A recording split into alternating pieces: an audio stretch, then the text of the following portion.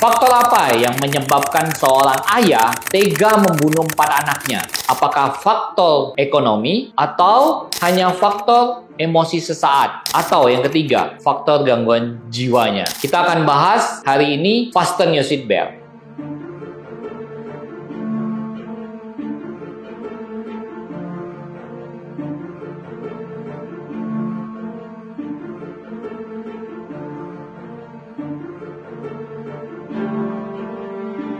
Halo HPS People, kamu tahu nggak 3 hal apa yang membuat seorang pria bisa jatuh? 3 faktor itu adalah pertama, harta, kedua, tata, ketiga, wanita. Nah, kita barusan mendengar 1 minggu ini berita yang sangat memilukan, di mana seorang ayah tega membunuh 4 anaknya yang sebelumnya dia udah melakukan KDRT kepada istrinya. Dan kemudian kita barusan mendengar juga 2 minggu yang lalu, kasus KDRT Dr. Cory oleh suaminya. Apa kesamaan dari 3 kasus ini? Kesamaannya pertama adalah para suami itu pengangguran. Mereka tidak ada yang kerja. Nah, hari ini saya mau membahas pada kasus penganggurannya. Nah, bagaimana caranya biar kalau kamu mau produktif dan kamu tidak nganggur? Karena saya lihat banyak sekali ya, orang-orang masih muda karena mindsetnya salah, akhirnya mereka nganggur, padahal mereka produktif loh. Nah, seperti hal itu,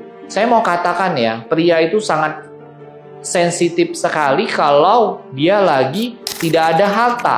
Tadi kan ngelihat ya, pria bisa jatuh pada 3 hal tadi. Kekuasaan dan wanita tidak akan terjadi kalau tidak ada harta. Jadi pria kalau misalnya di dalam keluarga dia lagi nggak ada duit, gampang banget tuh marah, gampang banget tuh emosi. Bahkan kalau misalnya si istri tidak bijaksana menghadapinya, apalagi memaki-maki, marah-marah atau menghina dia, itulah yang bisa terjadi. KDRT, pembunuhan di dalam keluarga itu terjadi karena ada biasanya hina-hinaan terhadap suami. Gimana jadi solusinya biar kita ini tidak menganggur? Padahal kita ini masa produktif dan juga kita punya skill kan misalnya ya. Tips pertama yang saya mau kasih tahu kamu, biar kamu juga tidak terjadi di dalam kehidupan kamu menjadi kacau, bahkan akhirnya kamu bisa emosian dan bahkan pikirannya jadi pendek gitu loh. Pertama, sebelum kamu mengambil keputusan mau berhenti di suatu tempat, pikirkan baik-baik. Jangan pakai emosi sesaat saja. Apalagi kalau kamu sampai langsung nggak suka, ada masalah, langsung gone.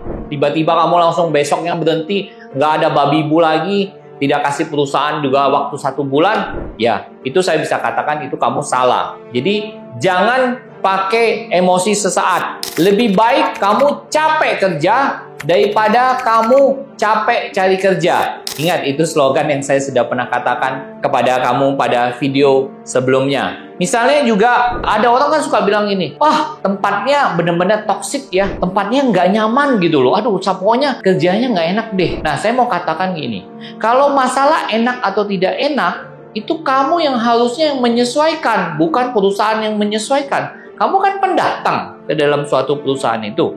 Ya kamu yang menyesuaikan dong. Yang penting ingat, nyaman itu bukan dari luar buat kita nyaman, justru dari kita, dari dalam hati kita yang membuat kita tuh nyaman bekerja. Nah, kedua misalnya kamu bilang tempatnya itu toksik, orang-orangnya ngomongnya negatif, jelek. Ya, kalau kamu bisa ya kamu benerin dong orang yang itu, kasih tahu pandangan kamu.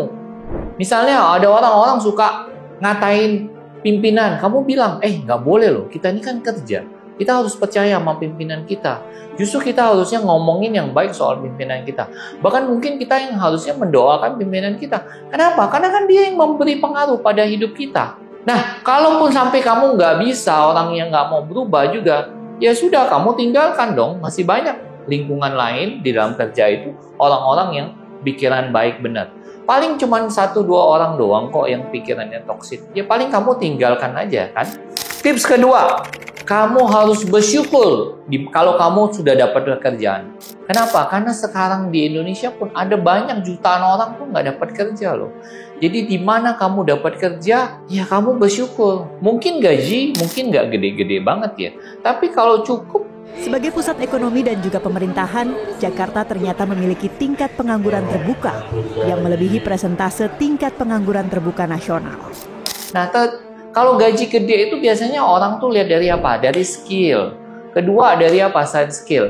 Ya lihat perusahaannya juga dong, kapasitas perusahaan gimana. Nah, makanya kalau kamu tidak merasa puas dengan kondisi itu, ya kamu kasih ide ke perusahaan. Kasih ide-ide baru gitu loh ke perusahaan. Jangan kerja itu cuma on time aja atau nggak, datang on time, pulang on time. Tapi nggak perlu ide, nggak perlu kasih solusi, tidak perlu ada kemajuan. Nah, itu yang kamu salah. Kamu harus bikin dong, kasih ide ke perusahaan. Gimana ya perusahaan ini biar lebih maju ya? Kenapa? Kalau kamu pasti kasih ide, kamu solusi, yang maju siapa dulu? Kamu dulu kan. Kemudian apa lagi? Kamu harus maju kerja di sana. Kamu yang peras perusahaan gitu loh. Jangan kamu cuma diperas perusahaan istilahnya. Nanti ya ada konten yang saya sudah buat judulnya diperas atau memeras perusahaan. Nah, nanti kamu nonton di situ biar kamu paham. Yang penting tuh kamu peras perusahaan. Bagaimana tuh biar kamu tuh maju dengan perusahaan yang ada gitu loh. Tips ketiganya apa? Tips ketiganya ini saya sebenarnya terinspirasi karena saya pernah dengar cerita gini. Ada seorang SPG di departemen store terbesar di Indonesia. Dia bilang gini, ini saya sebenarnya dengar sendiri sih, dengar langsung dari SPG-nya itu. Dia pas mereka lagi ngumpul-ngumpul sama sesama SPG. Dia bilang gini, saya kalau mau berhenti pacaran sama si A, saya akan cari dulu pengganti si A. Biar nanti kalau malam waktu mau pulang, kan kalau SPG kan departemen store kan pulangnya jam 10, tempatnya kan jauh. Itu dia harus ada pacar. Jadi sebelum dia putusin si A, dia harus dapat si B dulu. Jadi nanti kalau si A itu putus, si B yang bisa gantiin dia, jemput dia. Maksudnya apa cerita itu? Maksudnya gini. Jadi kamu sebelum kamu berhenti di suatu pekerjaan, kamu harus cari dulu penggantinya. Jangan berhenti sebelum kamu dapat. Kamu pun berhenti di tempat A harus baik-baik. Kamu bilang, saya kalau mau berhenti saya butuh waktu 1 bulan. Kalau dia bilang nggak bisa, ya kamu jangan terima. Karena kamu harus dapat rekomendasi kan, paklaring kan. Jadi ingat, kalaupun kamu berhenti, harus berhenti dengan baik-baik. Jangan sampai nama jelek. Kalau ternyata itu punya saudaranya, punya sister company-nya, nama kamu langsung jelek kan, di blacklist. Sayang kan, gitu. Udah kerja sebenarnya di A misalnya baik-baik, sudah 3-4 tahun, tapi karena kamu hanya karena pengen cepat, karena saya lihat masih banyak tuh kejadian seperti itu. Orang-orang tuh yang akhirnya namanya jelek gitu loh. Dimanapun kamu meninggalkan jejak, tinggalkan jejak yang baik. Dimanapun kamu sudah berhenti, tinggalkan nama baik. Jangan sampai jejak kamu di perusahaan di mana kamu keluar, kamu punya jejak yang jelek. Percayalah itu. Itu akan membawa suatu ketidakbaikan, justru kemalangan buat kamu di suatu saat. Kamu sekarang nggak tahu, tapi kalau kamu lakukan seperti itu, hidup kamu akan susah. Nah, tips selanjutnya adalah kamu harus punya tabungan. Nah, tips keempat ini yang mau saya jelaskan. Tabungan itu buat apa sih? Kamu pernah nggak mengalami, misalnya kamu berhenti kan, kamu tiba-tiba berhenti. Kemudian, kamu kan belum tentu langsung dapat pekerjaan kan? Kamu udah berhenti, akhirnya yang terjadi apa? Yang terjadi, misalnya nih dalam sebulan kamu nggak dapat pekerjaan, sedangkan duit kamu sudah habis. Apa yang terjadi? Akhirnya kamu ngelamar di 1-2 perusahaan, ternyata sebenarnya perusahaan tuh nggak cocok gitu sama kamu. Skill kamu nggak cocok, kamu juga tempatnya jauh bahkan gitu ya. Tapi karena kamu berpikir, ya udahlah, yang penting saya udah dapat kerjaan, bisa makan, ya udah mau tempat jauh, kamu terima. Bahkan mungkin gaji juga nggak cocok, skill juga nggak cocok, job desk juga nggak cocok, tapi kamu terima. Kenapa? Karena kamu udah terpaksa gitu loh. Apa yang akhirnya terjadi? Nggak lama kamu juga pasti akan berhenti.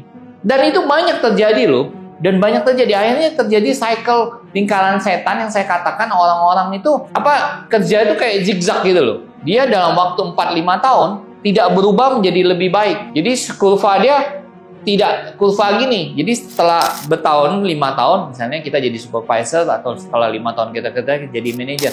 Enggak, dia zigzag. Kerja di sini jadi admin, di sini jadi purchasing, di sini jadi gudang, di sini jadi sales, di sini jadi apalagi lah gitu loh. Pokoknya banyak banget gitu loh. Akhirnya zigzag aja. Karena apa? Karena dia butuh waktu, karena dia setiap dia berhenti, dia nggak ada duit gitu loh. Kenapa? Karena dia nggak ada tabungan. Nah, makanya guys, kamu ya, meskipun mungkin kamu bilang, waduh Pak, gaji saya tuh pas-pasan loh Pak.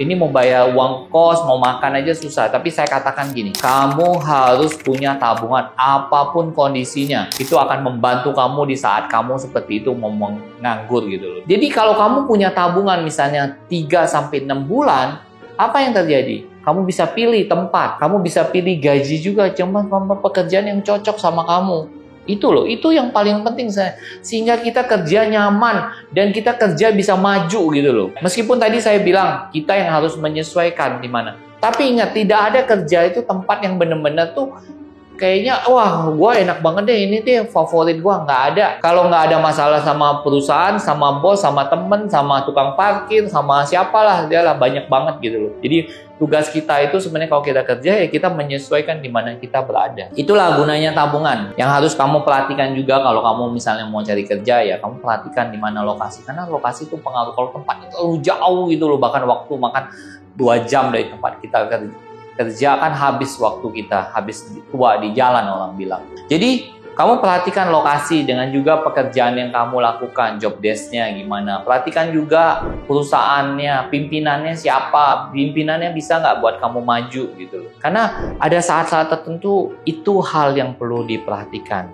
Nah guys, saya mau kasih tahu ya, bahwa di dalam pekerjaan cobalah bijaksana sedikit. Jangan seperti orang kebanyakan yang begitu nggak suka langsung cabut tanpa ada persiapan, tanpa ada tabungan. Sudah itu pakai emosi sesaat doang. Misalnya kena marah bos langsung mau berhenti, nggak cocok sama teman mau langsung berhenti, banyak kerjaan mau berhenti. Tidak ada di dunia ini pekerjaan tuh yang enak. Kalau mau enak jadi pengusaha. Jadi pengusaha pun resikonya gede loh. Jadi itu pilihan aja sih kalau menurut saya ya. Tapi kalau kamu di mana kamu memilih, kamu harus fokus di sana. Jangan sampai ya gara-gara pekerjaan kamu dihina orang, dihina istri juga, bahkan akhirnya yang terjadi KDRT, terjadi pembunuhan seperti yang barusan berita kita lihat. Happiest people, sampai ketemu di inspirasi selanjutnya.